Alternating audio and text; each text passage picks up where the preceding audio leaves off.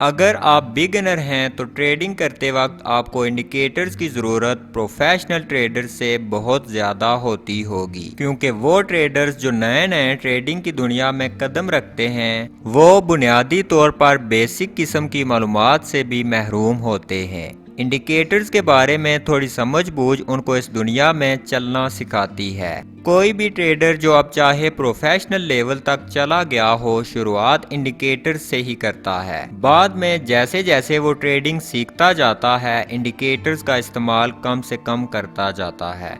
तो आज की वीडियो उन्हीं बिगिनर ट्रेडर्स के लिए है जो इंडिकेटर्स का ज़्यादा से ज़्यादा इस्तेमाल करते हैं। उससे पहले अगर अभी तक आपने हमारे चैनल को सब्सक्राइब नहीं किया तो कर दें, ताकि आने वाली वीडियोस आप तक पहुंचती रहें। आज की वीडियो में मैं आपके साथ दो ऐसे इंडिकेटर्स शेयर करने जा रहा हूं जिन्होंने मुझे शुरू में ट्रेडिंग करने में काफ़ी हेल्प की और इनका शुमार टॉप परफॉर्मिंग इंडिकेटर्स में होता है। हम इन इंडिकेटर्स की बेसिक्स एक्सप्लोर करेंगे और उसके साथ साथ सीखेंगे कि हम किस तरह इन दोनों इंडिकेटर्स को कंबाइन करके प्रॉफिटेबल ट्रेडिंग सिग्नल्स जनरेट कर सकते हैं। सिर्फ इतना ही नहीं, मैं आपके साथ एक ट्रेडिंग स्ट्रेटजी भी शेयर करूंगा जिसमें आप इन इंडिकेटर्स के साथ कॉन्फिडेंस के साथ ट्रेड में एंट्री ले सकते हैं। ये इंडिकेटर्स बहुत सी मालूमात हमें प्रोवाइड करते हैं जिसको हम ट्रेड्स लेने के लिए इस्तेमाल कर सकते हैं। तो शुरू करते हैं।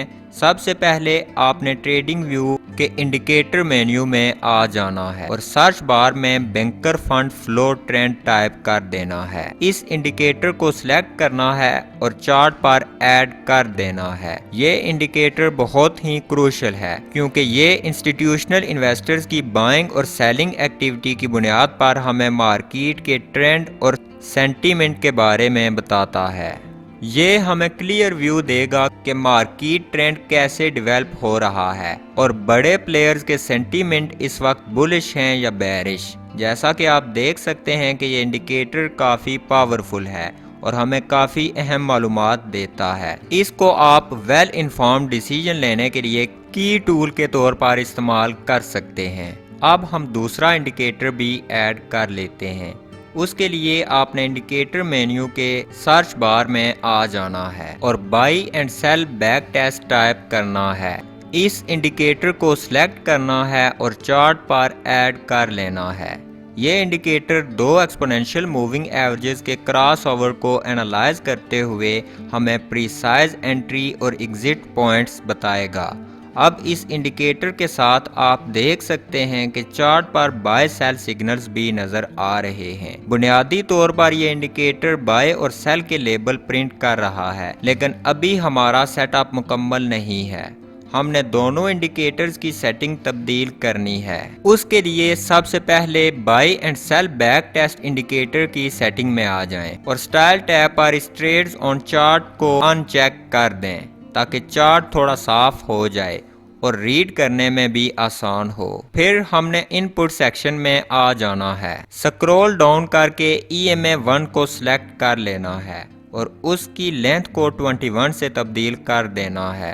उसके बाद EMA 2 को सिलेक्ट कर लेना है और इसकी लेंथ को 38 से तब्दील कर देना है। ये वैल्यूज मुख्तलिफ ट्रेडिंग सिनेरियोज में बेहतर तौर पर काम करती हैं। अब बैंकर फंड फ्लो इंडिकेटर की सेटिंग में आ जाना है और सबसे ऊपर इस प्लॉट कैंडल बॉडी को अनचेक कर देना है और ओके पर क्लिक कर देना है। अब इसके साथ ही चार्ट बिल्कुल तैयार है। हम बाय सेल सिग्नल्स को ज़्यादा साफ तौर पर और वाज़िया देख सकते हैं। उसके साथ साथ EMA क्रॉस हमें ट्रेंड डायरेक्शन कंफर्म करने में हेल्प करेगा। इन दोनों इंडिकेटर्स को कंबाइन करने से हमने बेहतरीन और प्रॉफिटेबल सिग्नल्स जनरेट करने के लिए सॉलिड सेटअप तैयार कर लिया है। अब चूंकि हमारा सेटअप तैयार है तो हम देखते हैं कि इस सेटअप की बुनियाद पर हम किस तरह प्रॉफिटेबल ट्रेड्स ले सकते हैं। सबसे पहले हमें चार्ट पर एक बाय सिग्नल नजर आना चाहिए। जैसा कि आप देख सकते हैं कि चार्ट पर एक बाय सिग्नल नजर आ रहा है। ये बहुत ही अहम कंडीशन है क्योंकि ये हमें बताती है कि एक पोटेंशियल बाइंग अपॉर्चुनिटी मौजूद है।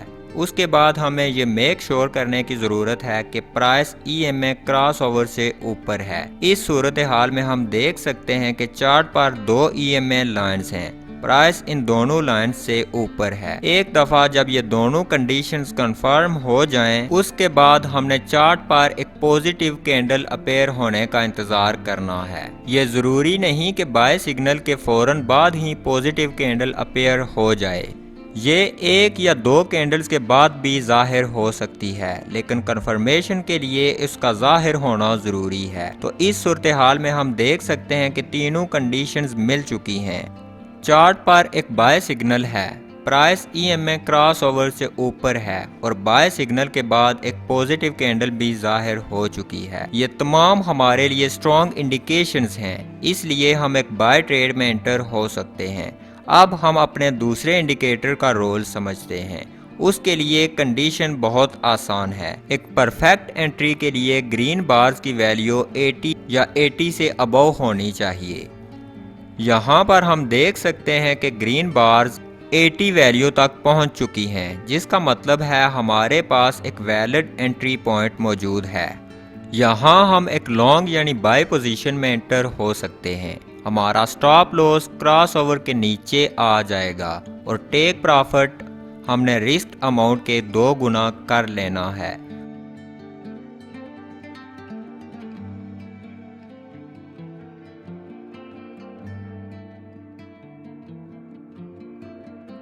अब एक शॉर्ट यानी सेल ट्रेड के लिए हमने सब कुछ उसके बरअक्स करना है जो हमने एक लॉन्ग ट्रेड में किया। हमारी पहली कंडीशन ये है कि सेल सिग्नल को चार्ट पर जाहिर होना चाहिए। यहाँ पर हम देख सकते हैं कि सेल सिग्नल यहाँ पर जाहिर हो चुका है। उसके बाद सेकंड कंडीशन ये है कि प्राइस को क्रॉस ओवर लाइन से नीचे होना चाहिए। इस सूरत हाल में ये कंडीशन भी कंफर्म हो रही है। उसके बाद हमारे सामने एक रेड कैंडल को जाहिर होना चाहिए, जो कि यहाँ पर हमें नजर आ रही है।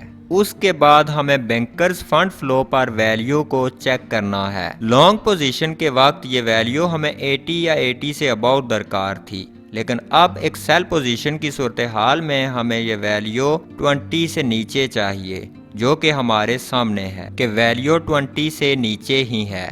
तो अब हम एक शॉर्ट पोजीशन यानी सेल ट्रेड एंटर कर सकते हैं। हमारा स्टॉप लॉस क्रॉस ओवर से ऊपर आ जाएगा और हमारा टारगेट रिस्क के 2 गुना होगा। स्ट्रेटजी इंतहाई आसान होने के साथ साथ बहुत पावरफुल भी है। आप इन इंडिकेटर्स को दीगर इंडिकेटर्स के साथ मजीद बेहतरीन स्ट्रेटजीज बनाने के लिए भी इस्तेमाल कर सकते हैं।